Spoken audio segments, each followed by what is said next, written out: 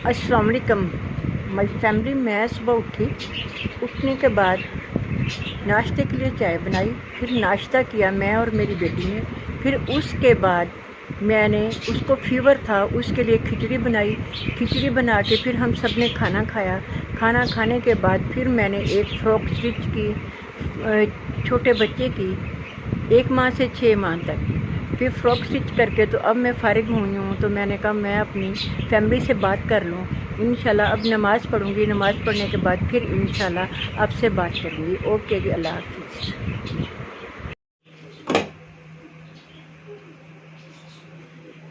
आप इसको सैलड के साथ, जिस चीज़ के साथ मर्ज़ी खा सकते हैं।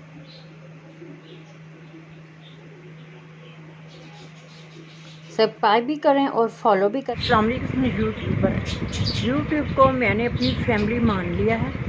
आज से इंशाल्लाह मैं इस पर ब्लॉगिंग किया करूँगी और मैं अपना थोड़ा सा तारुफ करवाती चलूँ। जी, मैं सिंगल मदर हूँ। मेरी 2 बेटियाँ हैं और 1 बेटा था। मेरा दिल चाहता है कि मैं फ़ेस टू फेस आपसे बात करूं और अपने दुख सुख शेयर करूं, लेकिन मेरी थोड़ी सी मजबूरी है कि मैं इद्दत में हूँ। जब मेरी इद्दत पूरी हो जाएगी इंशाल्लाह फिर मैं आपसे बात किया करूँगी। ओके जी, अल्लाह हाफ़िज़। बस मैं 1 से 6 माह की बच्ची के लिए फ़्रॉक तैयार कर रही हूँ। जब मैं फ़्रॉक तैयार कर लूँगी फिर इंशाल्लाह आपको दिखाऊँगी। अभी ये स्टिच हो रहा है।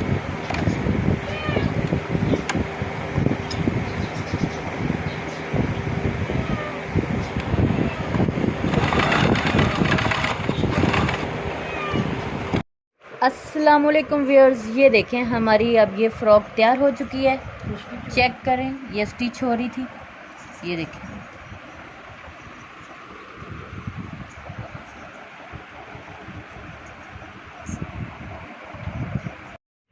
मेरी यूट्यूब फैमिली गैप इसलिए ज़्यादा आ गया कि जब मैंने आपसे बात की थी उसके थोड़ी देर बाद मेरे भाई और भाभी आ गए थे बहावलपुर से। फिर वो सीधे इधर ही आए थे, फिर उनके खाने वाने में लग गए, इसलिए अब वो गए हैं। थोड़ी देर हुई तो मैंने कहा चलो मैं आपसे बात करूँ। जी, मैं आपको बताती हूँ, मेरी हॉबीज़ में शामिल है खाना बनाना, और मुझे खाने बनाने का बहुत शौक़ है, और उसके अलावा स्टिचेस करना, ठीक है, और डिज़ाइनिंग करना। उसके बाद जो सबसे मेरी बेस्ट हॉबी है वो बुक्स पढ़ना। कोई भी बुक्स हो, इस्लामी हो या दूसरी हो, मैं वो ज़रूर पढ़ती हूँ। नमाज, ईशा की नमाज़ पढ़ने के बाद, हर काम करने के बाद फिर मैं अपनी बुक्स लेके बैठती हूँ। उसमें से जो चीज़ भी मैंने पढ़नी होती है उसको पढ़ के फिर बस अल्लाह को याद करके मैं सो जाती। मैंने आपसे बहुत सी बातें करी, ठीक है, बहुत से मेरे काम हैं जो कि मैं खुद करती हूँ। खाना मैं खुद बनाती हूँ, ठीक है, और कुछ ना कुछ दिन में मैं करती रहती हूँ। फिर तकरीबन ज़ोहर की नमाज के बाद 2 घंटे मैं रेस्ट करती हूँ। आज तो वो नहीं रेस्ट हुई नहीं, टाइम ही नहीं मिला, इसलिए फिर रेस्ट करने के बाद फिर उठते हैं शाम को। फिर बड़ी बेटी सेन में और पौधों को पानी देती है। फिर उसके बाद हम तकरीबन 4 बजे शाम की चाय पीते हैं और 5 बजे हम सेन में आ जाते हैं। अगर सेन में गर्मी हो तो एयर कूलर चला लेते हैं, अगर ना हो तो सिर्फ ऊपर वाला पंखा चलाते हैं।